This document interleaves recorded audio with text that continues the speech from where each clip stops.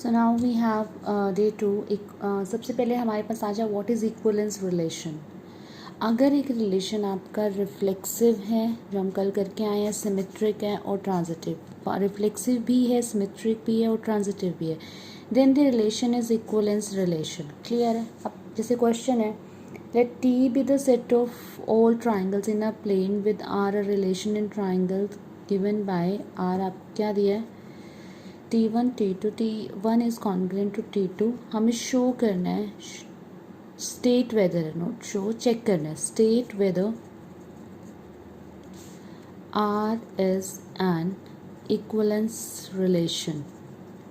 तो सोल्यूशन पे आते हैं। सबसे पहले मुझे चेक करना है रिफ्लेक्सिव। फॉर रिफ्लेक्सिव हमने क्या करा, आर इज अ रिलेशन जहाँ पे दोनों एंट्रीज मेरी सेम होती हैं, T1 T2, T1 then such that T1 is congruent to T1। ये ट्रू है क्योंकि every triangle is congruent to itself, वो अपने जैसा तो होता ही है, तो देयरफॉर आपका R इज रिफ्लेक्सिव। देन हमें चेक करना है सिमेट्रिक। फॉर सिमेट्रिक हमारे पास क्या डेफिनेशन होती थी, if T1 T2 belongs to R, what does it mean? That T1 is congruent to T2, then T2 is congruent to T1। तो यहाँ से क्या इम्प्लाई हो जाएगा कि आपका T2 T1 भी आपका बिलोंग करता है R को। आप चेक कर सकते हो, अगर एक ट्राइंगल दूसरे को कॉन्ग्रुएंट है तो दूसरा पहले को कॉन्ग्रुएंट होगा, देयरफॉर T1 T2 भी बिलोंग करके R को, तो therefore relation is what, symmetric. And third we have to check transitivity. आप लोग if T1 T2 belongs to R and T2 T3 belongs to R, यानी कि T1 is congruent to T2 and T2 is congruent to T1 T3 sorry. अगर T1 triangle है, ये एक T1 triangle है और ये T2 के कॉन्ग्रुएंट है और T2 कॉन्ग्रुएंट है T3 के, ये बिल्कुल सेम ट्राइंगल है और ये इसके इक्वल है, तो ऑब्वियसली T1 और T2 भी आपके क्या हुए, कॉन्ग्रुएंट ट्राइंगल हुए। तो this imply T1 is congruent to T3। This imply कि T1 T3 भी आपके रिलेशन को बिलोंग करके, therefore R is transitive as well। This imply R is reflexive, symmetric and transitive,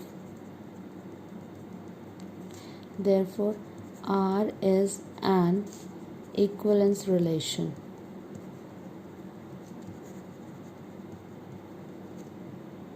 next concept we have equivalence class.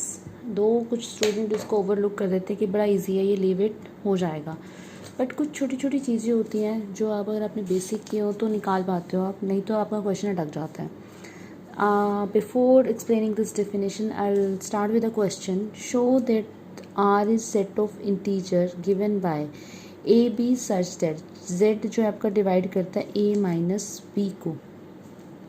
Okay so मेरा पहला reflexive के लिए हमने क्या किया, रिफ्लेक्सिव के लिए मैंने आर डिफाइन कर दिया, A Z divides A minus A. तो अगर आपका ए माइनस ए ज़ीरो है तो zero can be divided by any number, therefore R जो है इज रिफ्लेक्सिव।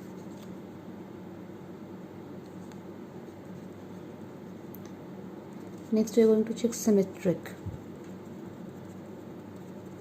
सिमेट्रिक में क्या है, if A B belongs to R, what does it mean, if Z divides A minus B then Z will divide B minus A also, क्योंकि negative का difference आएगा बस, and that is also an integer. Okay so यहाँ से I can write that B A belongs to R, और आप लिख सकते हो are as B A comma such that B minus A Z divides B minus A. ठीक है, तो आपका सिमेट्रिक भी हो गया, येस इट्स सिमेट्रिक। अब हम इसको ट्रांजिटिव प्रूव करते हैं। फिर ट्रांजिटिविटी के लिए हम क्या करते हैं, late z divides a minus b and z divides b minus c।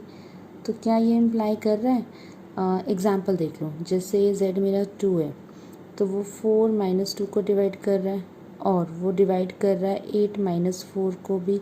तो क्या वो, ये आपका हो गया b माइनस ए और ये हो गया c, sorry this is a minus b, this is, मैंने गलत लिख दिया, दोबारा लिखते हैं।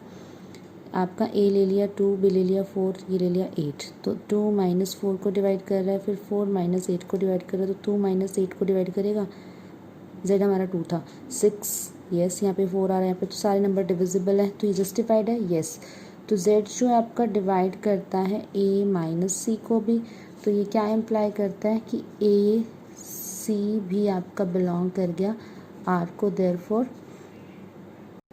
r is transitive also. तो आपका जब कोई रिलेशन 3 हो जाता है तो वो इक्विवेलेंस रिलेशन आ जाता है।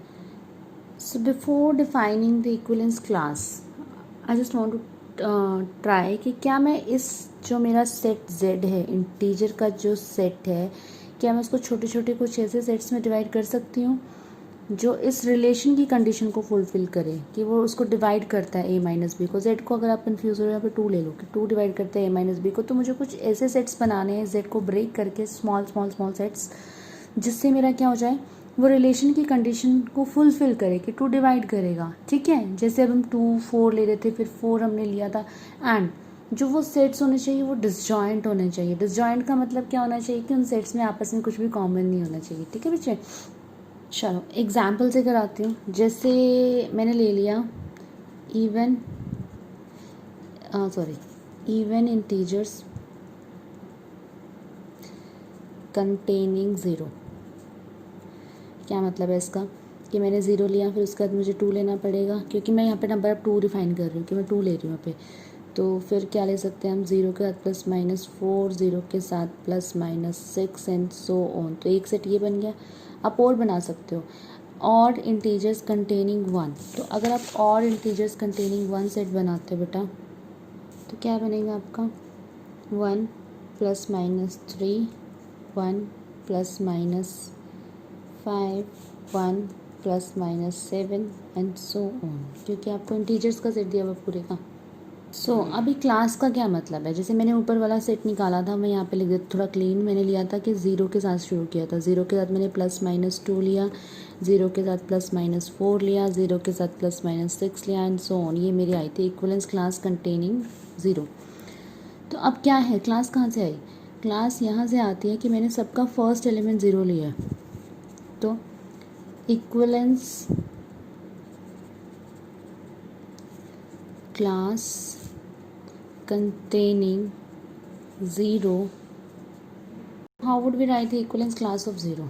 क्लास को आप स्क्वायर ब्रैकेट में लिखते हो 0 और उसके कॉरस्पॉन्डिंग जो एंट्री आई है प्लस माइनस 2 प्लस माइनस 4, थोड़ा और रिफाइंड फॉर्म में लिखते हैं इसको कि 2 के मल्टीपल आई है 0।